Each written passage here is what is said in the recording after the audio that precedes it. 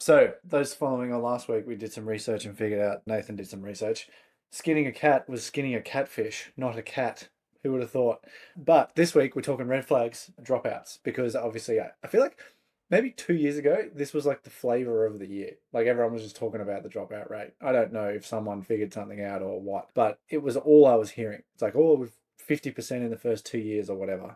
And then I was talking to Chris Chook one day, and he's like, oh, Yeah. I've not been able to actually find where that number came from, like the data ever came from, which I thought was interesting. And then I noticed it stopped getting spoken about. It's definitely a thing. It's a thing in many professions. It's not just us, but we've probably both had unique experiences where we are now at the point where we can start to see why it's happening and like where the problems are happening. So yellow, red flags to look out for yourself, maybe potentially for your friends, like what you're seeing, because a lot of the time the dropout I find isn't because of the profession, it's because of the way you're doing it, or something's been brushed up the wrong way.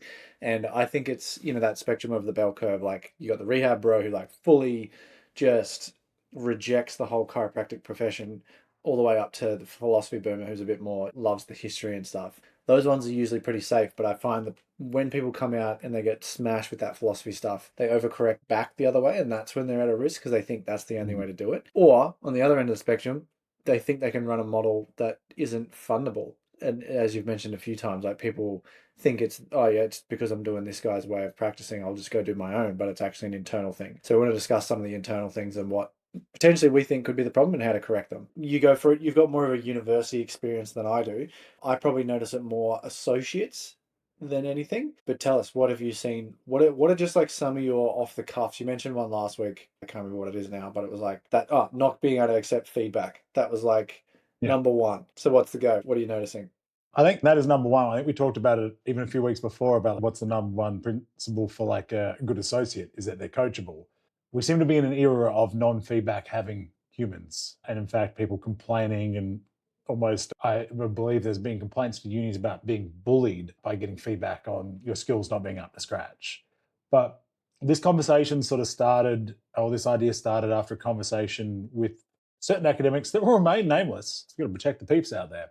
The idea that there's certain people that just they need to get out of the like the student at third year, you should be able to have a little tap on the shoulder and be like, are you certain you want to keep going? This is not for you. And there probably needs to be, unfortunately, a line where you're like, this person should never get past. Because it's not that they can't do the thing, it's that they can't do the thing. They can do the thing of passing an exam. They can do the thing of slowly convincing enough people to come see them in the student clinic, but they don't have it. It's never going to work, and you already know it. And I used to be like, no, everybody can turn it around, everyone can do it. No, some people just can't.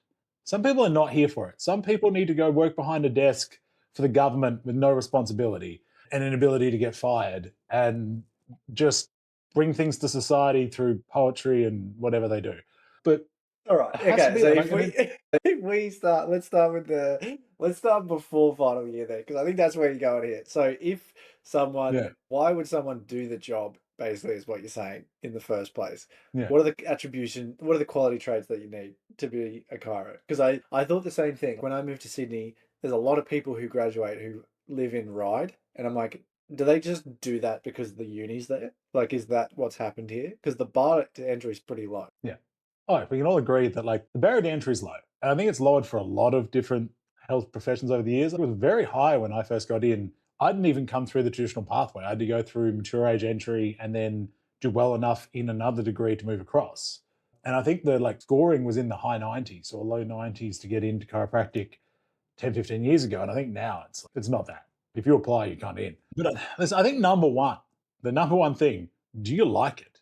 Have you seen a chiropractor? Do you like it? Because I am just shocked by the amount of people that are third, fourth, and fifth year that their only experience of chiropractic has been in the uni system. And even more disturbingly, how many of them, it's not just only in the uni system, the only experience they've had with any form of chiropractic for their body was learning in labs. They didn't even take the time to see a final year student to at least see them in action, which is the lowest barrier to entry there is, because that's not even a direct reflection of the profession, but it's still something.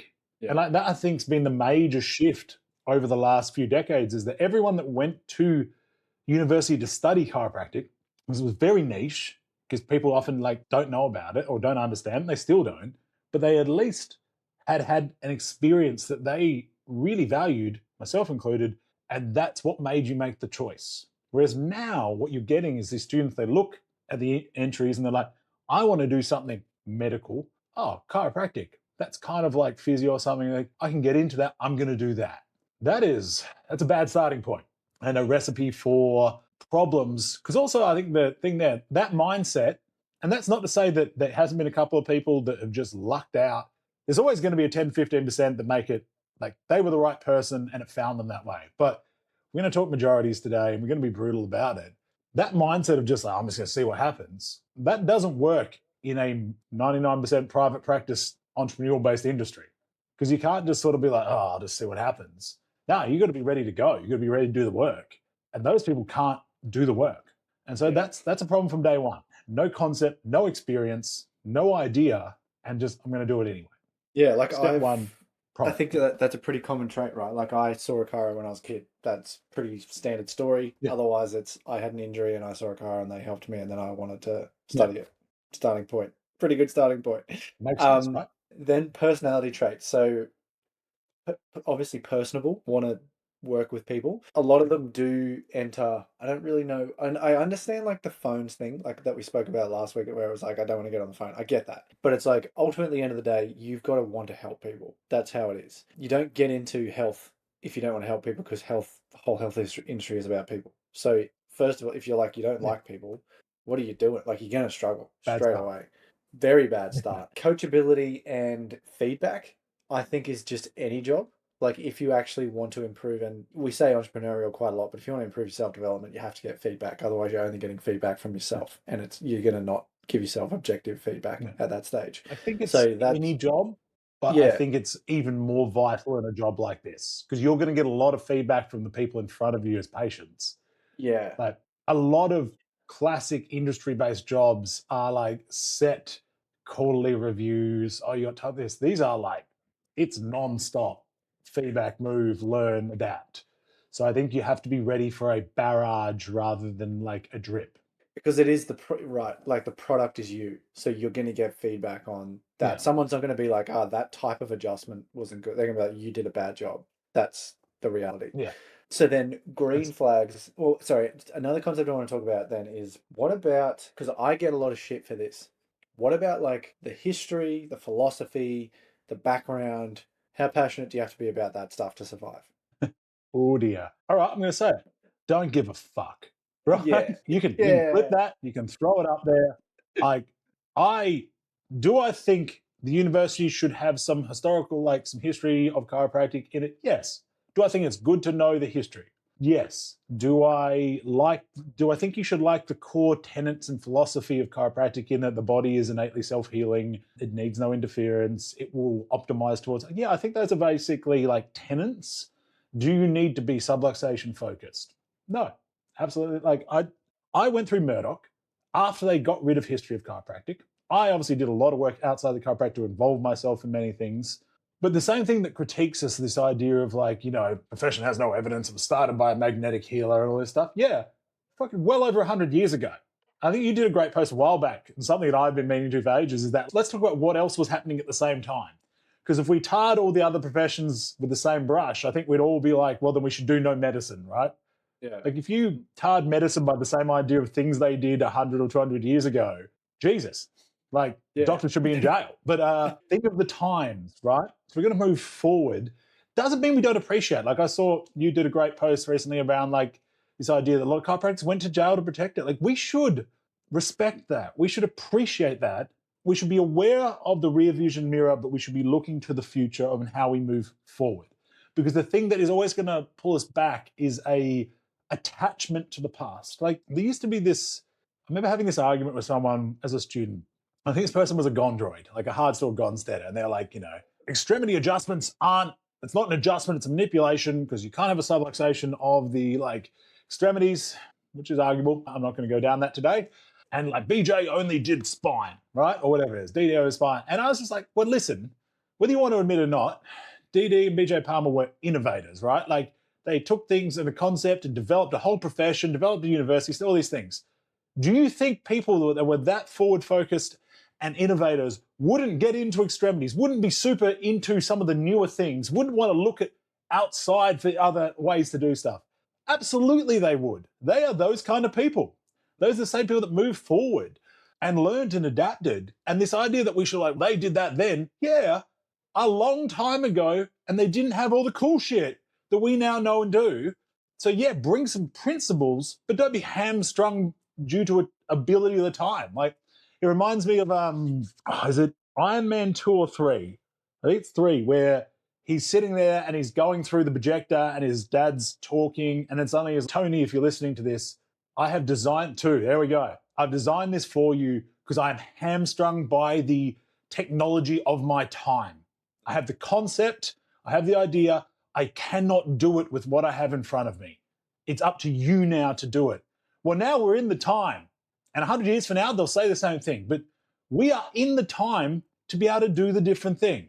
Now, this is a fucking tirade, but Yeah, right. I love the philosophy seminars. I love these things, but you don't need it to be a great chiropractor. You need to be able to, like, care about people and then use the premise of that you're trying to use a low intervention model to help people move, feel, and perform better, right? Innately, physically, mentally, whatever it is. But it doesn't mean that you have to be subluxation based, only use hands, and like these kind of things, right? I don't think school would be better if we spent more time on philosophy, but I do think there needs to be a level of critical thinking and philosophy and conceptualization and an awareness of history. And that is my Yeah. rant. I think that was very well said. Like, I'm pretty sure, as you said, if freaking BJ was here and we were like, "Oh, mate, look, we're doing the exact same thing you were doing 100," he'd be like, "Why the f haven't you got it any further than that? Come on, Yeah. I get it. There's a respect it, cool. It's a pretty good story. Why not? But the red flags that I see here are forcing that onto these guys, and it actually kind of scares people away a little bit because there is a range in this. Well, You don't have to especially, be all in. You don't have to be all out. but especially if they have, like we just talked about, they have no concept of it. They've come with no concept of chiropractic, no experience of chiropractic, nothing. And then you come in, you're like, did you know? Bam, bam, bam, bam. And they're just like, what the Yeah. No. Why does that matter? I mean, It again, doesn't. there's the double-edged sword there of problems. But yeah, we don't, there's a right level, but it's not this, like, you're not going to get better chiropractors with absolutism of it, and you don't get them without being aware of it. It's this, again, this bell curve of just like, all right, this is where we've come from, so you're aware. Like, I think the most important concept, and I've talked about this before, chiropractors have to have perseverance and a level of self-confidence because we are in a marginalized profession, has an interesting past. It has, again, go to the Wilkes versus AMA case where they literally sued the American Medical Association for intentionally trying to shut the profession down by creating false rumors, false ideas. I mean, most of this idea of chiropractic causing stroke came from falsifying like ideas and like wrongful attributions. And even now, when the research is very supportive of the fact it's not a thing, it's still, if you go, even you go to ChatGPT and Claude, they'll say it's one of the primary risk factors, right? So you do need to be aware of this, but having a level of perseverance. You are going to be picked on. You're going to have people just tell you you're an absolute charlatan and all these things, but just because you have this title. You have to be able to just be like, water off a duck's back. I'm just going to get on with helping people. If you can't do that, and these are the people you just see implode at school and practice because they're trying to fit into another model that's not what this is. And then they try to change the model to something that it's not. And that doesn't mean changing it from a vitalistic to a mechanist. They're just trying to change it to something that it's like, oh, I'm going to try and do medicine in this. I'm going to try and do that. It's like, that's not going to work. All things can exist together. They do. My practice is full of medical doctors. It is full of other like healthcare disciplines, and I am in their practices as well. But trying to amalgamate it is just, it's working collaboratively, not one size fits all. But yeah, so again, a lot of rants coming out today. That's But good. yeah, you Picked need it a level up. of perseverance. You Yeah, need to you be able to do. control, like, Y- you need to be able to control that heart rate. You need to be able to work with people and move forward and just not care that people don't like you. That's interesting because that's a yellow flag, right? So if you don't have the perseverance, you're probably not going to survive, in my perspective. And it's a yellow flag, not a red flag, because you've probably attached your identity to something and you're not fully, you fully haven't discovered who you are just yet. So it's more like yellow, and the longer you sit there, the redder it gets. Yeah. Yeah. So that's again, so it's like, okay, you don't need the red flag there is actually if you are so fully connected down that road, it's, oh my God, what are you doing? And this is where this religious feel comes from. Whereas it's like, okay, the ones that we're probably seeing are dropping out the most are the ones that didn't buy into that. So then it's like, where do they land? Like, where do you go? Because we've spoken about like correcting before. This is when I can intervene and say things like, I see a lot of associates who overcorrect, and that's when they're at risk of dropping out. So the common story I Yeah. get is, Angus, I'm in my, usually they've already done this. So they're like, I've been in my associateship. I almost left. I literally just got a message actually that's exactly like this. I was going to quit the profession entirely. For some reason or another, something happened and they managed to stay in the game. And then they worked out that it's not all that there is somewhere else that you can live within. What is that? Because for me, that's practice style. Some would say that's philosophy. Hmm. Where do you sit with that?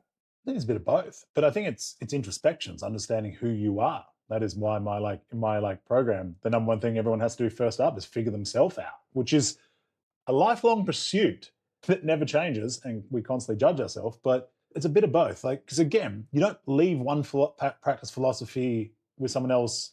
If it doesn't work for you, it's very easy to be like, it's a problem, and that's where they overcorrect, right? And usually it comes from a lack of self confidence, or again, you're trying to do someone else's model that's just not for you. That model can be perfectly appropriate. One of the beauties of chiropractic is that it can be so individualized. It's one of the curses as well because it creates brand confusion, all those sort of things. But one of the best things about it is we can do it so many different ways and all ways get results. That is the truth of it. That's why so many ways exist. That's why there are like several hundred name techniques and processes. But it's figuring out like, and a lot of your way will come from your life experiences, your health philosophy, and then your abilities, right? Your ability to adjust, your ability to do rehabilitation, your ability to do nutrition, all these different things. Like, it's one of my favorite concepts that was taught to me by a mentor of mine. This, we go through these overcorrections. Like, you work for someone and then you are like, they're not doing this thing, and for that reason, they are the worst. Let's say it that way. Yeah. And then this person said, all right, you're in practice. You like adjusting people, manual on thing. I went, yep, love it. Cool. You like doing rehabilitation? I was like, yeah, I like programming people, giving them work to do. And you telling me that you're starting to think that anyone that's not doing that, like giving them the programming, stuff like that, is not doing the right thing. I went, yes. He's like, cool. Is good nutrition good for people's health? I went, yes. Is good nutrition, supplementation, things like that good for people's injury and recovery? And I went, yes. And he said, do you do nutrition plans and things for people? And I said, no. He said, well, why not? And I was like, well, it's not my like area of expertise and wheelhouse. I don't feel confident. And he's like, cool. Well, there you go. Within our profession, there are people with different expertises. And there's an assumption within chiropractic, I would say also within ex-phys, OT, physio, and osteo, that we are all intimately trained in full rehabilitation. The honest fact is, I reckon 5% of those professions have spent enough time in and around gym and training to qualify to give good advice in that sense. Most of them are giving generic and stuff like that, which is still fine. But if people don't feel confident to do that, are they not entitled to do the work they're good at, which is the hands on work? And maybe they do more work counseling around stress. Maybe they do work on the nutrition. Maybe they have other aspects that they're really, really good at. My friends are all pediatric focus on growth milestones and teaching parents that side of thing. Can we not just be really good in our area and then work with other people to handle those other areas? And that was like a revolutionary concept for me because I'd gotten into an overcorrection. I'd gone to almost start heading full rehab, bro, and was able to pull myself back into the middle to deliver what I feel is the best care based on how I like to do things. And so it's not every practitioner is meant to own everything.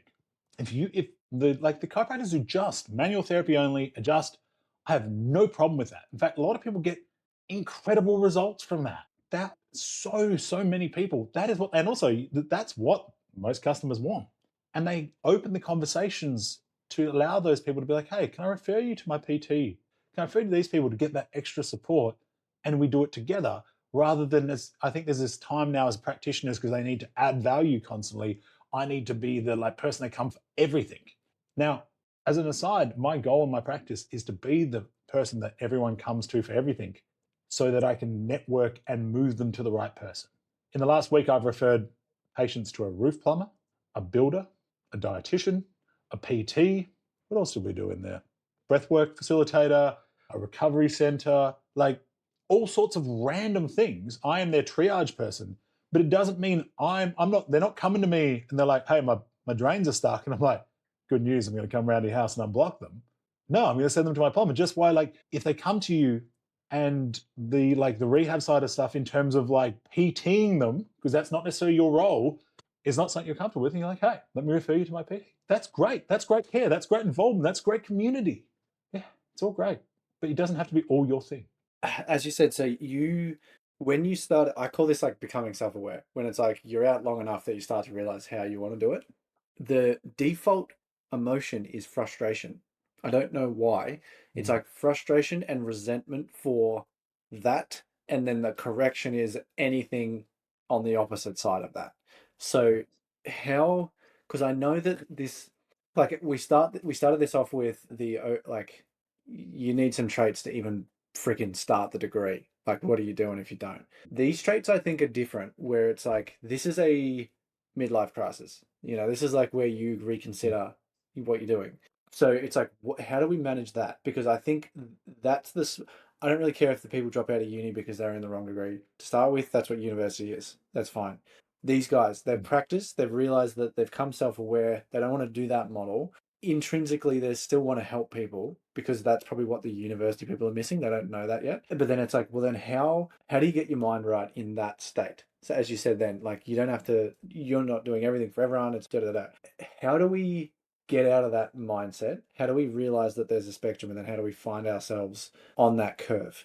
For me, and what I've done with people is it's let them overcorrect because they have to do it, but then show them what's available. And the only thing that matters is do they still think that adjusting is a thing? And if I find all of them still are like, yeah, I just can't work out how I want to do it yet. And then it's like, okay, cool. Now we just got to work that out because that's a lot easier. Yeah. What do you? Like, I think What's if been your someone, yeah, experience? I don't want to be, yeah, I couldn't probably agree more on that concept, because I think someone's, I just don't want to touch people. You're like, Yeah. all right, we might need to move out of this, chief. Whereas, yeah, I think it's just, I think there's a level of overcorrect that's okay. And I think it's like sitting into that, you're like, all right, I see the value in the adjustment. I see the value in this other thing I want to do. I see how value in how I combine it. And it depends what they think. They've come from a model and they're like, I want to go faster. I want to go slower. I want to do more of this. I want to do less of this. I've seen as many people come from long visit model, less frequency, more accessories, that want to go to more just adjusting higher volume, as I've seen go the other way. So I think it goes both directions, where there's this public assumption that usually people that have gone high volume want to drop to low volume. I think whatever it is, you've got to go trial the other and know that you're going to have a bunch of challenges. And then usually you're going to end up somewhere in the middle or slightly more to one side, right? And then just being at peace and building all the back end, all those things we've talked about before, the basics like of business running and communication. At the end of the day, no model works unless you work on the communication stuff. If you can't communicate your model, you don't understand it, and people can't get benefit from it. So that always has to come first. But I think it's, yeah, do you want to do some hands-on work and like work with people? Yes.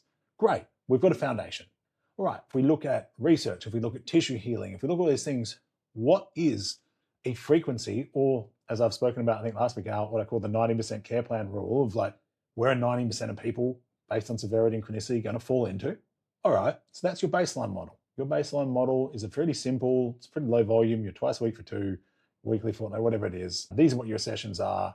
How can you do that session comfortably in a time, and then trial that and then get feedback? All right, I find actually like I'm wasting time in these sessions. I think instead of doing 20-minute sessions, I could do 15-minute sessions. Or, hey, I'm doing 3 across 10 and I'm constantly running behind.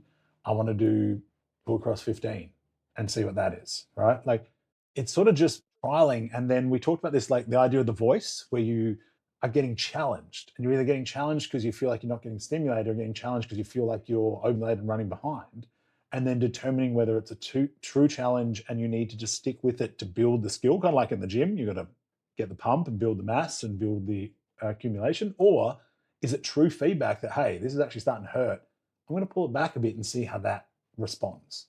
But have I got the model right in terms of what I'm actually doing? Am I seeing the results I want to see? And then how do I optimize it for from a business and energy point of view?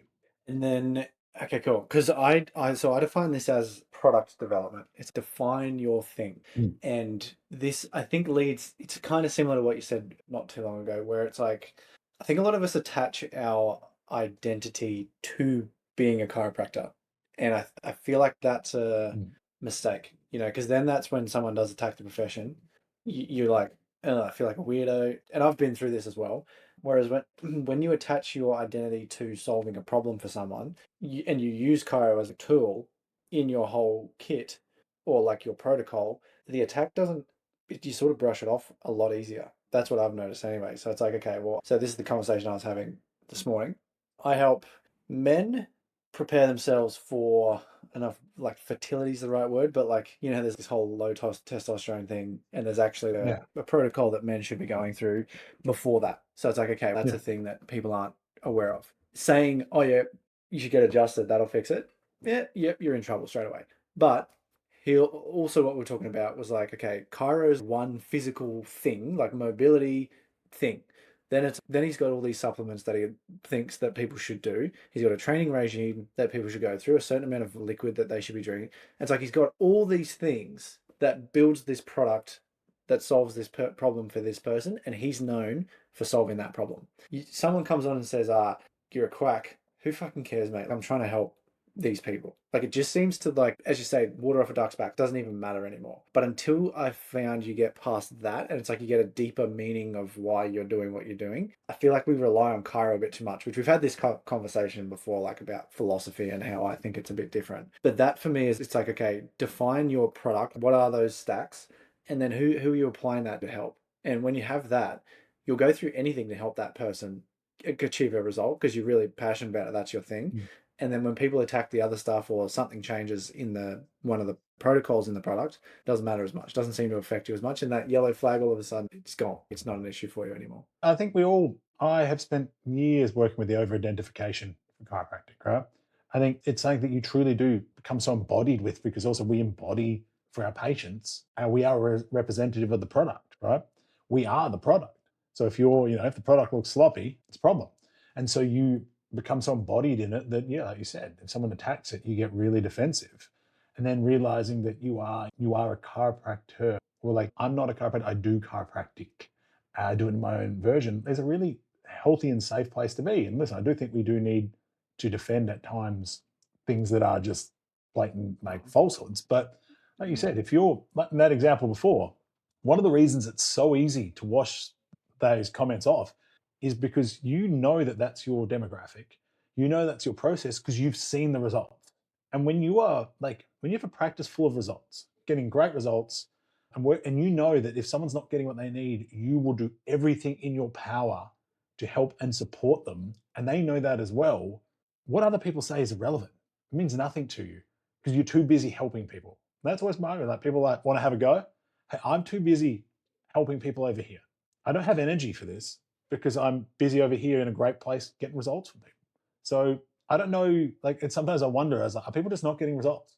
Is that why they're going on? And I think it comes back to, like you said, that product development. They actually have never done things in a manner that they've figured out that works, or they've never like been able to piece together what it is when they do get results that they do if they're early in their career. So potentially that's why they take things so personally. And listen, there is a little bit of time. Like I've had time in this. I've gone through these things. That's why my launch thing is about like all the things I wish I didn't have to deal with over the years. But I think when you have that with you, it's much easier just to let things go and then making intelligent decisions, like curating, not in a like circle jerk of yay, like yes men in your feed. But if people are just sitting there being negative all the time, unfollow, get them out of there. There's things I see. I saw a physio the other day talking about spinal manipulation. He tried to be balanced, but from an ignorant sense, in the sense of like, he's like, do people actually think this is putting things back in place? Because if that's happening, why is this not? So a photo of a guy getting a big hit in rugby. I'm like, I think we could argue that those hits can put things out of place, but that's not the point. But I don't think there's many like university educated health practitioners that believe they're putting things back in, right? The reason patients come up with that is I don't think you need to have that argument with people and make them wrong. If someone tells me, the old lad's like, oh, my hip's out, I'm like, all right, let's get it back sorted. And then you might open the door to talk about what's actually happening. But making someone wrong is not healthcare, first up. But two, I was like, it's got to go both ways. Because I've also had in my career, like in this position, it's a good skill to use and it can help people. But I'm like, I've had multiple physios say that like people should stop getting chiropractic because it's caused scoliosis by saying. I've had a scoliosis specialist literally say that. And I've had to report them and they were chastised for it. But of course, nothing. But you're like, so you can't have it both ways, guys. So you're Yeah. suggesting that it doesn't change things. Then you're suggesting it does change things. Where are we going? But the thing is, when you get to a point, you can have some certainty and confidence. And most of these people are like this post are just, it's someone with overconfidence with a lack of understanding. We just say, hey, I see what you're trying to do. You've not really thought this out. I think AI wrote this post because I can see that you're trying to figure it out on the fly. Number two, as a chiropractor listens, I go, yeah, listen, I could easily respond. I'd be like, listen, I think you're missing the point here. And then you're trying to like hold things to a standard that you're not even holding yourself to. But I'm also just like, I just don't even need to deal with this. I'll move this on. And then if someone makes a professional statement like the example I gave, I just report you to APRA and let them deal with it. So you know that you can't lie to people. But that comes from being in a confident position that all I'm doing is the right thing for people and with their best intent and their health. And if there was truly research that came out that said, hey, in this example, for an adolescent with scoliosis, that spinal manipulation adjusting was not an appropriate thing over that time for their musculoskeletal health, then I would use other interventions. I'm not afraid of making those changes. And I'm also not trying to straighten it up because I don't think that's a thing. I have a adolescent with scoliosis. We're giving them appropriate work, Scroth method type stuff to help improve. We are referring out when needed, and they have musculoskeletal pain, which was responding extremely well to being adjusted, soft tissue work, and exercise. Sits within my wheelhouse, right? Why is this an issue? Yeah, why argue Why that? not? And It's not. that's it. It's like that going back to that post, would you go to jail for it? It's like, no, I just changed my approach.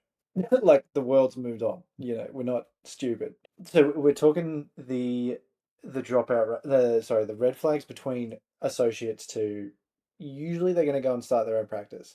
A lot of them, if they do catch themselves in that phase, they usually aren't appropriate to go back into another associateship. So they may leave one model, go test another one. That's completely different. That's good. That's actually showing you that you've got range. If someone's only done one model and they resent it and they're frustrated by it, and they are starting to be like, I don't want to touch people. I don't think this thing works. So we spoke a few weeks ago about like sometimes the protocol and the goal are misaligned. Have you said like this protocol achieves this goal, but you didn't want to achieve that goal, so that protocol doesn't make sense anymore. So in this case, they actually are starting to be like, I don't think this works because of their own belief systems. What's that conversation like? Because that's obviously very different, and you have mentioned a couple of times that you've had that person, the guy that says, I get people better too fast and stuff like that. Yeah, listen, it's you're at a real fine line there, right? It depends where they're at. Are they still coachable and want to work and get better? Like, are they aware of the problem? Are you actually have enough introspection and awareness to be like, hey, this is not working? And I'm aware, like I'm saying things, but I think I'm saying I'm getting people to do better, but what I actually think is happening is I'm just not actually able to provide the level of care that people see the value in working with me. And I don't know what to do. Because then it's an easy conversation to sit down, review what they're doing, review where the gaps are, review communication, and improve it so they can get better results for people. Not so that they necessarily can have a better thriving business. That'll come from getting better results for people long term. But can you do the work? If that person's coming to you, but I sit down that conversation, all they want to do is defend and tell me that they're doing it right and everyone else is doing it wrong, there's a high chance that person is going to, I would say, do one of three things. They're like going to suddenly start selling a product, often not to do with the profession. Suddenly they are like, they are the crypto bro or something like that because they have all the expertise in the world. Number two, they're going to go try and be a uni lecturer, or I would probably include they're going to go do some post grad master's study to try and further prove that they're right and everyone's wrong, or to lecture students about how they had the perfect model but it just never worked and everyone else is a charlatan. And that's not saying everyone at uni is like that. That's completely inappropriate. There's some great people that are like do great things in practice, but are there because they care about the profession. So I don't want to ever shout down the great people within our university and college systems. And the third option is they're going to drop out and go do something random. A lot of the time they're going to end up doing occupational health and rehab for a while, where they move, they go study law or something like that. That's usually, I don't know why law always seems to be the one that people go to. Law or accounting, funnily enough. But sometimes I think that's because they don't like people, and that's just what they're always headed to. But it's usually one of those three things. When I've had those conversations, and there's been a lot of them, the ones that are actually coming for support and help and seeing how they could get better results for people long term, they moved through and we found solutions. Those that came and wanted to lecture me about that they are the perfect person, they went one of those three ways and Yeah. they haven't come back. And so their mind's basically made up by the sounds of it already, Yeah. which again, I think it's worth touching on this goal, the protocol and the goal difference. So personally for me, like I did like a structural system where it was like we're changing curves, all that stuff. Fundamentally, I don't think it's easy to say I didn't believe in it, but there is evidence to suggest that you can do it. So it's not a thing that you believe in, it can be done. I think for Yeah. me, it wasn't a goal that I wanted to help people achieve because I didn't see the value in it. So for me, it was easy to be like, I reject that goal. Therefore, chiropractic doesn't work. The adjustments don't work because they didn't change the freaking X-ray. That's logical. That makes sense. So if that's Yeah. the, and I think where I'm trying to go with this is it's like, if you're in this position right now, it's like it's not the adjustment or the you or the way you're doing it. Maybe your goal is off. Maybe that's what the self-awareness is. It's like, oh, why do you want to do 15-minute appointments? Maybe because you see more value in doing these other things that achieves X goal rather than just get the adjustment in, make sure it's like the line of drives match the X-ray results, move on, go instead, bro, whatever. So it's like sometimes I think it's most of the time I actually think it's the goal, the protocol that you're doing to achieve certain goal. You've lost the connection between the two, so that you're doing protocol, not achieving the goal. You're saying it's not working because you're not seeing the result. So then you're like, F this, I'm out. At that point, you need to go back and reassess and be like, okay, why was I doing that protocol? And remember what the goal was. And a lot of the high volume model, this is the one I'm talking about the most here. It's to change by a structural, like it's a structural change that takes time and quite a lot of volume and an extremely strict protocol too. Like I don't know if anyone really follows it the way it should be done. So therefore it's like, okay, is that your goal? No. Well, then you don't have to do that. And it's like, what do you enjoy? I enjoy helping people. I know adjustments make people feel great. They change this, they help people sleep better. Whatever you say it does. Then it's like, sweet. Then work out what the goal is that you want to achieve off the back of that. And I suppose that's another way of me saying, what's your product and who are you trying to help? Because if you have that, then it's so much easier to stay in the game. And it's not an argument, it's not a frustration, it's just realigned your goals, which I suppose is like another way of saying maybe your values have changed or something internally, which we always say is, if you're feeling these things, probably look inside. That's probably where the problem. Yeah, That's I think the simplest way, like you just said there, the disagreement. It's kind of like if you're working to help people lose weight, but you're in interventions to give them donuts. You're kind of like, man, we set these goals, but I'm not seeing the result. Well, yeah, of course you're not, because you're not following the protocol, right? Like the protocol you're talking about is largely a CBP protocol. It's got some very good evidence in terms of structural curve change. I don't necessarily know outcomes based. I'm not familiar with the full research, but they are very strict about how they do things because that's what gets the result. And I've seen a number of clinics take, say, just the frequency, but without the things they do alongside it. Be like, this is what CBP says. And yeah, but I remember having this discussion with a principal in South America, being like, we're using the CBP model, but we're not doing CBP.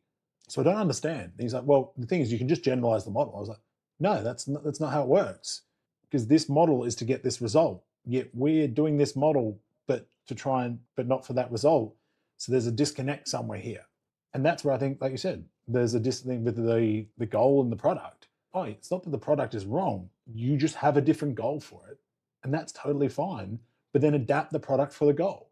Yeah, Like yeah, it's you're that right. simple. And I think that's the big one for the associate. It's like if you're, as you said, your example, it's like you want to lose weight, and you could totally eat donuts, but you could probably have two a day, Yeah. and then you'd be like, oh, it's not working because people need to eat more than two donuts a day. So it's don't get frustrated by the protocol, assess the goal and see what that is, and then adapt to that. Cool. So there's sort of the flags that I've noticed, and if you are in that weird, I don't know if there's much advice that we can give to uni students. I don't think that they would really be listening. Maybe a final year student would be, and they are probably suffering from the same area, right? Like they're sort of more aware now and they're starting to get an idea of what they want and what they don't want. They're seeing the curve come into play and they're trying to find their feet in the profession. Pre that, that's kind of just like chalk that down to you pick the wrong subject, basically. Yeah. But more Anyone important, who's a oh yeah, student that's listening in is already like not the problem, yeah, right? If you're a student and you're putting the effort in now to listen into this, to come to seminars, those things, you are doing the right thing, yeah, you'll right? be It's fine. you already know who it is in your year group that are not the right people to be there. Like there's no one is surprised when they graduate to find out that certain people haven't made it. Yeah, yeah. It's pretty obvious, I think. Yeah, so this is more targeted, I think, toward that associate who's in that transition phase, and they're like, what do I do? I think our general advice is, look, it's probably a overcorrection. Are you feeling that frustration? What do you do about it? You sort of just have to self-reflect and say, okay, do you hate people? No, I still want to help them. I still think this is valuable. Cool. What's the product then? And then how do you define that product? Because, and we can go into this a little bit more if we want. It's like because this leads into social media and stuff where I see people get really confused as well. They're like, I never know what to think about. I never know what to post about. I run out of ideas. Yeah, it's because you're trying to talk about chiropractic. You are a chiro. You're no different to any other chiro in the world. So it's like, okay, how do we use and leverage all these tools? We've got to work out which protocol is. If you had a protocol, Nathan, what we've done these activities before. So start off with what's your value stack, because it's not adjust 12 times or every week and that's Mm, it. And I see people do that in Roth. So yeah, like, here's our value stack. It's 12 adjustments. It's a progress exam. It's a X. And it's all just, it's just Chiro. It's just the adjustments. Basically, that's all they're yeah. saying. So it's like, what's your protocol? Are you talking hydration? Are you talking sleep? Just as a worked example here. Yeah, like my usual step out is obviously first and foremost, we're going to adjust you, right? I need to get things that aren't moving. From there, I add in soft tissue work, so that can be all the way up. In my practice, I do, if I want to, cupping, needling, instrument assisted. It's not a given, it's if the body needs it. Then it's like now I'm starting to give you programming. I'm going to start you with like simple control work. I might build you into if I want to use a Denerol to help improve movement. I am then going to reassess you, and then the reassessment, the value is to see if we can upgrade. So I'm going to continue to keep things moving with your adjustment. I'm then going to add in more structured strength training for you. And then in my middle section, I'm going to have what I call the out of the office conversation, which is the three things that tend to slow your progress are your sleep, your stress, and your nutrition. And if we're not seeing the progress at a fast enough speed, we're going to have a discussion around your sleep hygiene, your bedding, your pillow, all that sort of stuff, your stress, whether we need to look at structured breath work for you, releases, or co-management with our counselor, or nutrition. Are you overinflamed? Do we have to relook at diet with a nutritionist dietitian, or do we need to look at things like fish oil, vitamin D, and probiotic to help support you? And then finally, we really want to push, you're feeling better, you're functioning well. We want to go dynamic. I'm going to just focus on the simple things in the office, it's just keeping everything moving. And I'm going to give you dynamic training to build injury resilience and output and capacity for your body. And we're going to adapt that to our new goals. So we go, like three separate developments. We're looking at multiple aspects. It's the value add in and outside. So it's not just adjust. There's all this other stuff. Yeah. First of all, that gives you a bucket load more to talk about. Gives you a lot more range Mm. on a social media front. To make this effective, you talk about who you're solving that problem for. So what I found is usually when we're solving a problem, we're solving some version of ourselves. That's just how human nature is. Mm. So in your own case, who would you use that protocol for, and who do you love getting a result for? Yeah. So like my baseline is like athletes and active individuals that we help them get out of pain or beyond pain and into performance through like hands-on manual chiropractic and world-class strength training principles, right? Most of my people these days are my demographic. So when I started my career, they were heavy trainers, they were powerlifters, crossfitters, rugby players, bodybuilders, like they're all in the same era I was in. We were pushing hard in the gym moving forward. As I have aged, I have upgraded to it's the same people that are now in my life cycle where they have kids, they have jobs, and they want to like it's almost the like make 40 great again, right? Like need to get like a Yeah. MAGA version hat ready to go. But it is those people. Like we are like, all right, your 30s, 40s, we performed at a high level. How do we hold that? But now for the goal of, running around with my kids, performing at work. And so that is my like transition point. I'm almost like part of my marketing that's coming back is like, hey, you all forgot that I used to do like this level because the younger crew haven't seen me deadlift 300 kilos, right? They haven't seen me compete in the CrossFit months. It's like, don't forget, I've done this shit. I know what I'm doing. I've also done these injuries and I've come back from them, and you can too. So like, I remember one of my most performing posts is a picture of me with all these circles. It's like, think you're too broken? Here's my 13 shoulder separations. Here's my entire skinning of my arm and having the put back on after being set on fire. Here's the multiple compression fractures, this, the like, all these things. Yeah, I'm still fucking putting it in. So if you're being told you're too broken, let's get that sorted. But those are like, I have a very core demographic through there, and those are the people that naturally pull to me. I am not your hardcore pediatric practice. I have a bunch of kids I look after. They have just come through and they're all really active. I am not your hardcore geriatric practice. I have a bunch of older crew. They're great fun. Work through. A lot of them are very active as well. They're the other sides of my core demographic that still see themselves in there. So those are my people. Yeah, and that's it. So it's like your protocol then is you talk to their problems. I was like, you used to be able to pick up 300 kilos, now you can't even pick up kids. Like that's the sort of pain point for that demo. In saying that, it's like you've got more range than just you should, because typical chiro, they wouldn't even get to this point, but then what they would say is, you can't even pick up your kid, you should get adjusted. And it's like it doesn't make sense. But it's like if you do all these things and adjusting's included in that, that makes sense. It's like that's how you actually build out your product. You define it. That's how you fit in where that sits, and then your goal is getting the outcome for these people with that protocol. So you're swapping the 36 adjustments over 3 months and twice a week for 6 CBP protocol. No shame on CBP, but it's like that model for the X-ray to change, because that's what that's for. But then when you're coming out and you're like, I don't agree with that, then it's like, okay, then what do you do agree with? What problem do you want to solve? That's what you got to work out. Who are you trying to help? Then you develop that system. That's how I found you get away from this yellowy red, I'm going to drop out of the profession flag, when you actually are a good fit, because you're rejecting, the experience that you've had already. That's how I get past that. Yeah, 100%. And one thing that I think we didn't touch, because we talked about the associates had the problem. For the new grad, or like the people that are about to get their first associateship, you're going to have no idea where you're at. You just have to accept that. You may think that you want to be all rehab, bro. You may think you want to be all, you don't know.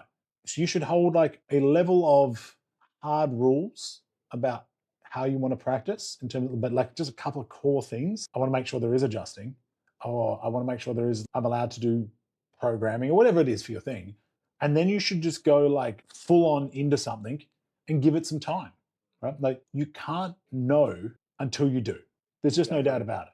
So as a new grad, like stress less, have a couple of core things, maybe location, general sort of technique styles. Like if you want to do SOT, don't go to a Gonstead clinic and vice versa.